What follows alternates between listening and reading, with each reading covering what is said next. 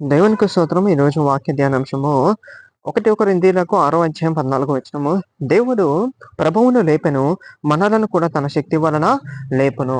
చూడండి, దేవుడు ప్రభువుని మృతుల్లో నుండి తిరిగి లేపెను. మృతమైనటువంటి స్థితిలో నుంచి తిరిగి లేపెను. పరిశుద్ధాత్మ ద్వారా దేవాతి దేవుడు ప్రభువుని లేపెను. అదే దేవుడు మనలను కూడా లేపుతాడు, నిలబెడతాడు.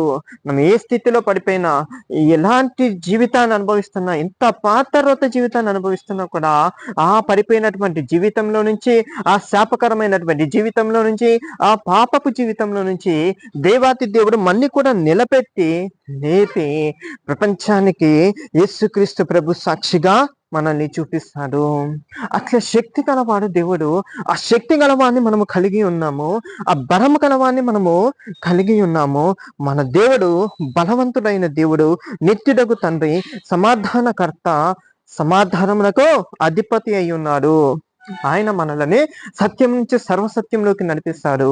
ఆయన మన యేసుక్రీస్తు ప్రభు దగ్గరికి ఆకర్షించి, ఆయన దగ్గర మనం పశ్చాత్తాపడి ప్రార్థించి మన పాపములను ఒప్పుకున్నప్పుడు వాటన్నిటిని కూడా క్షమించి యేసు రక్తంతో మనల్ని కడిగేసి పరిశుద్ధపరిచి ఆ బానిసత్వం నుంచి లేపి స్వతంత్రులుగా చేస్తారు.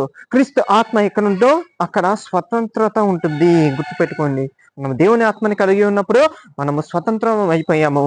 మనకి స్వేచ్ఛ అనేది దేవాది దేవుడే ఇచ్చాడు. దీన్ని దుర్వినియోగం చేసుకోకుండా దేవుని కొరకు పరిశుద్ధంగా నిలబడటానికి వాడుకునేటటువంటి కృపని దేవాతి దేవుడు మనందరికీ దయచేయును కాక. ఆమేన్.